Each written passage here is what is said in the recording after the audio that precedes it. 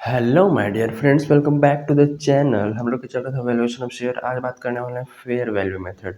तो fair value method में क्या होता है कि हम लोग जो इंट्रिंसिक वैल्यू मेथड से यानी कि नेट एसेट वैल्यू मेथड से और यील्ड वैल्यूएशन मेथड से, दोनों मेथड से जो वैल्यू ऑफ शेयर करते हैं उन दोनों को क्या किया जाता है, कंबाइन कर दिया जाता है और दो से डिवाइड कर दिया जाता है। तो फेयर वैल्यू मेथड में दोनों को ले लिया जाता है, intrinsic value of share plus market value of share, यानी कि नेट एसेट वैल्यू से जो शेयर की वैल्यू आई होगी वो वाला, और प्लस यील्ड वैल्यूएशन मेथड से जो शेयर की वैल्यू आई होगी वो वाला, और दोनों को जोड़ के दो से डिवाइड कर देंगे तो ये हमारा निकाल के दे देगा fair value method. Okay, fair value of share. तो इसको डिटेल में समझने के लिए एक क्वेश्चन देखते हैं, क्वेश्चन नंबर 22, जिसमें क्या बोला गया, the following for information disclosed by the balance sheet of S limited as at 31 March 2014। ऊपर कुछ दे रखी है बैलेंस शीट में, कुछ कुछ चीज़ें हैं। शेयर कैपिटल है, रिजर्व सरप्लस है, ट्रेड पेबल, उसके बाद इधर provision for tax, land building machinery furniture inventories, इसके बाद नीचे कैश और अनअमोटाइज दिया है। उसके बाद नीचे कुछ दे रखा है कि market value of building machinery furniture trade receivable 2 lakh, ठीक है, 2,40,000, 15 और 2,35,000। Other companies doing the same business so the profit of 10% on market value of share. मतलब कि हमारा नॉर्मल रेट ऑफ रिटर्न कितना है, 10%। तो लिख लो normal rate of return is equal to 10%। उसके बाद profit before tax of the last year, profit before tax for the last 3 year have shown an increase in of 35,000 annually. अब देखो यहाँ पर क्या बोले, प्रॉफिट बिफोर टैक्स लास्ट 3 साल से जो टैक्स देने से पहले का प्रॉफिट है वो हमारा 35,000 में क्या हो रहा है जी, इंक्रीजमेंट शो कर रहा है। Okay, goodwill is to be valued at 2 year purchase of super profit, ठीक है, ऑन द सिंपल एवरेज। तो हमें गुडविल कैलकुलेट करना है 2 year basis of super profit और सिंपल एवरेज, यानी कि कहने का मतलब सुपर प्रॉफिट का 2 ईयर से मल्टीप्लाई करेंगे। If tax rate is 35%, okay, calculate fair value of share. Fair value calculate करने को बोला है। तो सबसे पहले हम अगर इंट्रिंसिक वैल्यू से निकालेंगे तो all asset at market value minus करना पड़ेगा all liability at payable value. All asset at market value में गुडविल लेना पड़ेगा, जो कि हमें वैल्यू करना पड़ेगा। तो गुडविल का वैल्यू करने के लिए गुडविल का फॉर्मूला क्या है, गुडविल को वैल्यू करने के लिए super profit into number of year purchase 2, ठीक है, और super profit is equal to actual average profit, actual average profit minus normal profit, ये करना पड़ेगा, ठीक है। और नॉर्मल प्रॉफिट निकालने के लिए हमें क्या करना पड़ेगा कि जी, नॉर्मल प्रॉफिट निकालने के लिए एवरेज कैपिटल एम्प्लॉयड, ठीक है, average capital employed into normal rate of return, ठीक है, नॉर्मल रेट ऑफ रिटर्न। तो हमें सबसे पहले एवरेज कैपिटल एम्प्लॉयड कैलकुलेट करना पड़ेगा ना, एवरेज कैपिटल एम्प्लॉयड। उसके बाद हमें एक्चुअल एवरेज प्रॉफिट भी कैलकुलेट करना पड़ेगा, क्योंकि प्रॉफिट तीनों साल में 35,000 का इंक्रीजमेंट है बिफोर टैक्स। तो सबसे पहले कैलकुलेट करते हैं average capital employed, calculation of average capital employed. देखो ध्यान से कैसे कैसे होगा, capital employed, calculation of average capital employed, ठीक है। तो कैपिटल एम्प्लॉयड का नॉर्मल फॉर्मूला क्या है, एसेट माइनस लायबिलिटी, ठीक है, all asset at market value minus करेंगे all liability at payable value, तो हमारा वो नेट एसेट और वही कैपिटल एम्प्लॉयड निकाल के दे देगा, ठीक है। और एवरेज निकालने के लिए करंट ईयर के प्रॉफिट को हाफ माइनस करेंगे, ठीक है। तो सबसे पहले देखो इधर एडजस्टमेंट में कि पहला में बोला है कि बिल्डिंग 2 लाख का है, ठीक है, तो ले लेते हैं कैलकुलेशन ऑफ, ये हो गया एवरेज कैपिटल, इधर बिल्डिंग ले लो, बिल्डिंग 2 लाख की, ओके, मशीनरी 2,40,000 की, मशीनरी होगी 2,40,000, देन फर्नीचर, फर्नीचर कितने हैं जी, 15,000। उसके बाद फर्नीचर के बाद ट्रेड रिसीवेबल, ठीक है, ट्रेड रिसीवेबल बोला कितना है, 2,35,000, ओके। देन ये हो गई एडजस्टमेंट वाली। अब देखो कि कुछ बैलेंस शीट में कोई एसेट तो नहीं है ना, बिल्डिंग हो गई, मशीनरी हो गई, फर्नीचर भी हो गई, इन्वेंट्रीज नहीं हुई है, तो लिखो इन्वेंट्रीज, इन्वेंट्रीज कितना है, 1,25,000, राइट।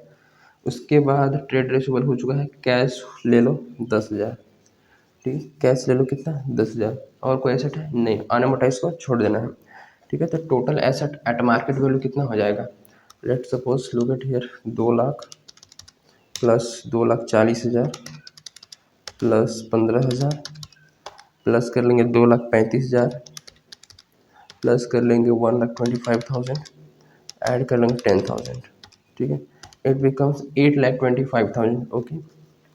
सो 8,25,000 ऑल एसेट हो गई। माइनस करेंगे लाइबिलिटीज़। लाइबिलिटीज़ में क्या क्या है, बैलेंस शीट में देखोगे तो लाइबिलिटीज़ में ट्रेड पेबल कितना 1,75,000, तो 1,75,000 इसको लेस करो। उसके बाद इधर में शॉर्ट टर्म प्रोविजन में प्रोविजन फॉर टैक्स है ना, तो प्रोविजन फॉर टैक्स कितना प्रोविजन फॉर टैक्स है 70,000। ठीक है, जो कि करंट ईयर प्रॉफिट में से माइनस कर दिया गया है। ब्रैकेट में ऑलरेडी लिखा हुआ है कि फॉर करंट ईयर प्रॉफिट के लिए हमने प्रोविजन बना के रखा है। देखो 8,25,000 हमारा टोटल एसेट आया था, माइनस कर लेंगे लाइबिलिटी, माइनस कर लेंगे 1,75,000 माइनस करेंगे 70,000, इट बिकम्स कितना 5,80,000। ठीक है, तो एसेट माइनस लाइबिलिटी करने के बाद हमारा आ गया 5,80,000। ठीक है, इसको बोलेंगे हम कैपिटल एम्प्लॉयड, इसको क्या बोलेंगे कैपिटल एम्प्लॉयड, और दूसरा नाम इसको दूँ तो ये हो जाएगा नेट एसेट।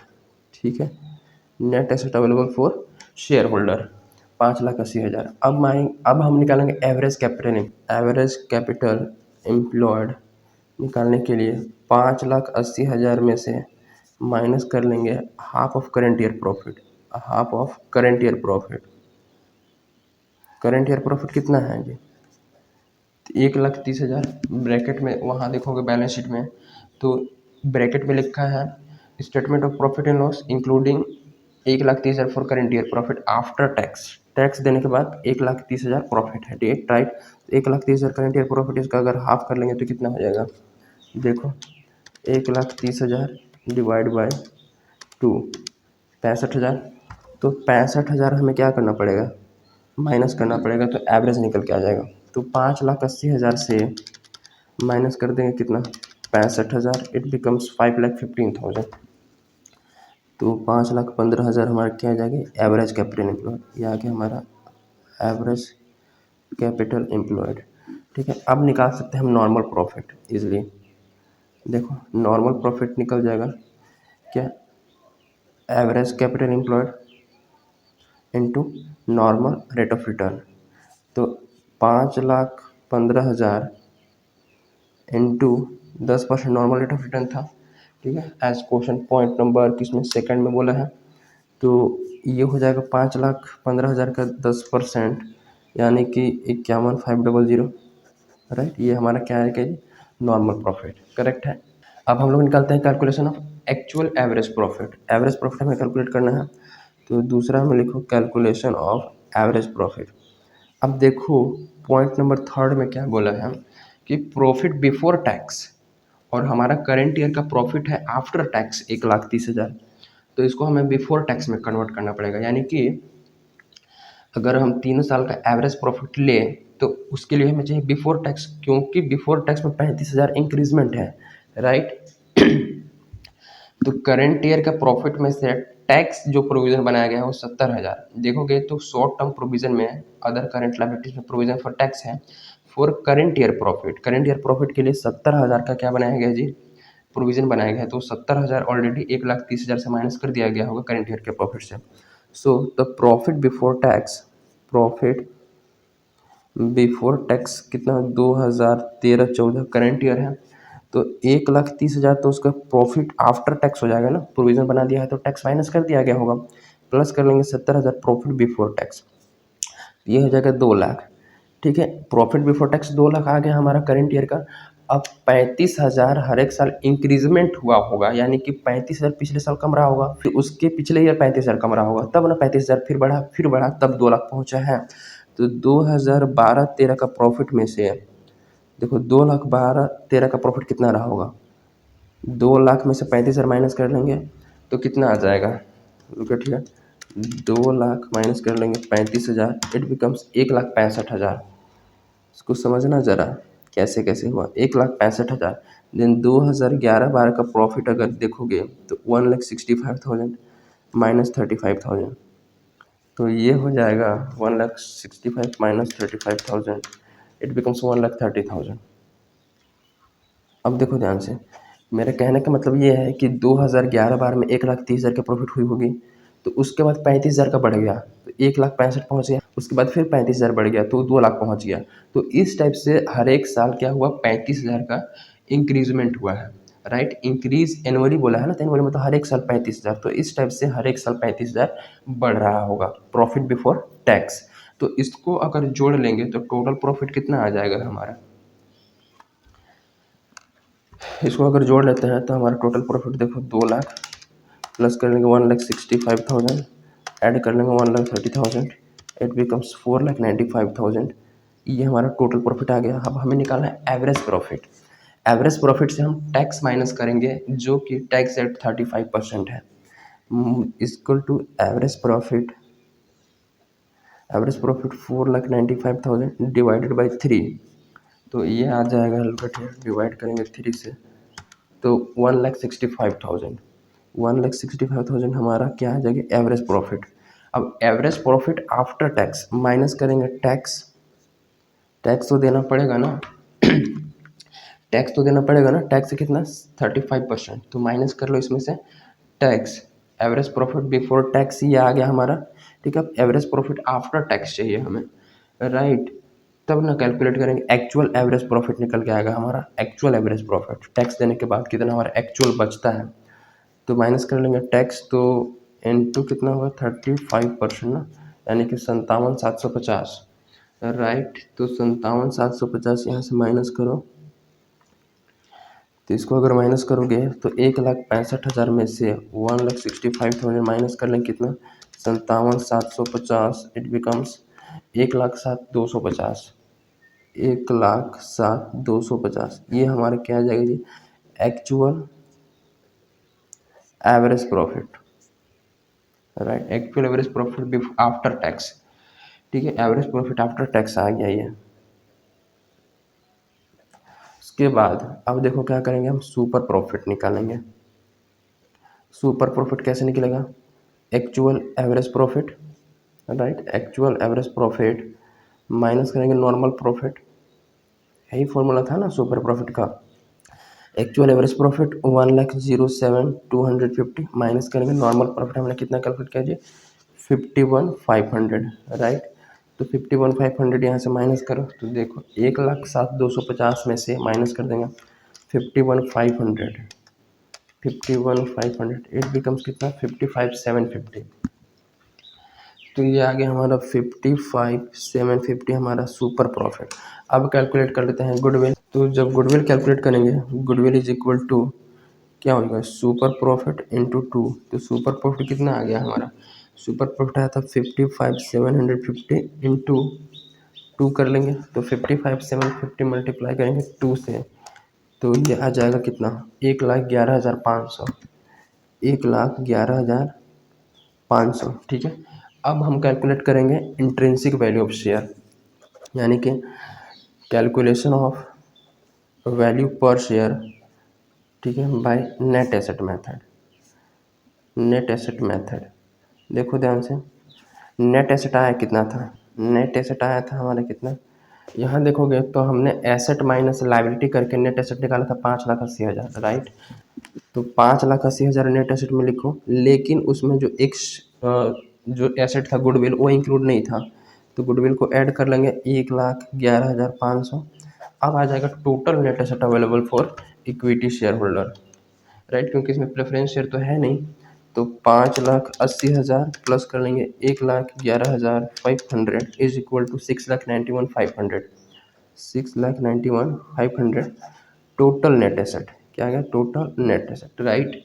अब देखो वैल्यू पर शेयर निकल के आ जाएगा, value per share total net asset है, प्रेफरेंस शेयर क्लेम है नहीं वरना माइनस कर देते, ठीक है। तो 6,91,500 इक्विटी शेयर होल्डर के लिए है, और इक्विटी शेयर का वैल्यू, इक्विटी शेयर का नंबर कितना है जी 25,000, 25,000, तो एक शेयर पर कितना मिलेगा देखो 6,91,000 डिवाइडेड बाई 25,000, इट बिकम्स 27.66, 27.66, यानी कि एक शेयर की value according to net asset method कितनी आ गई 27.66 रुपीज़, राइट। अब देखो अकॉर्डिंग टू हम कैलकुलेट करेंगे, अब calculation of value per share, value per share by yield valuation method, yield valuation method. तो यील्ड वैल्यूएशन मेथड से कैलकुलेट करना शुरू करते हैं। ठीक है। तो इसमें हमें वैल्यू ऑफ शेयर निकालने के लिए क्या फॉर्मूला था, वैल्यू ऑफ शेयर निकालने के लिए कि भैया अर्निंग रेट, ठीक है, earning rate divided by normal rate of return, ठीक है, into paid up value of one share, paid up value one share, ठीक है। तो इस केस में देखोगे तो अर्निंग रेट तो हमें पता नहीं है, तो अर्निंग रेट हमें निकालना पड़ेगा। तो अर्निंग रेट निकालने के लिए अर्नड इनकम डिवाइडेड बाय क्या था जी, capital employed, right, capital employed into 100। तो अर्नड इनकम हमने कितना अर्निंग किया है, अगर अर्नड इनकम की बात करोगे तो अर्नड इनकम हमारा देखोगे यहाँ पर एवरेज प्रॉफिट कितना आया था, सब कुछ देने के बाद 1,07,250। तो ये हमारा एक्चुअल अर्नड इनकम हुआ ना, सब कुछ टैक्स वगैरह माइनस करने के बाद प्रॉफिट में से एक्चुअल अर्नड इनकम 1,07,250, राइट। तो इसी के हेल्प से हम लोग कैलकुलेट करेंगे रेट ऑफ अर्निंग। तो अर्नड इनकम कितना आया था, 1,07,250 divided by capital employed, asset minus liability हमने किया था, तो नेट एसेट आया था कितना, 5,80,000, राइट।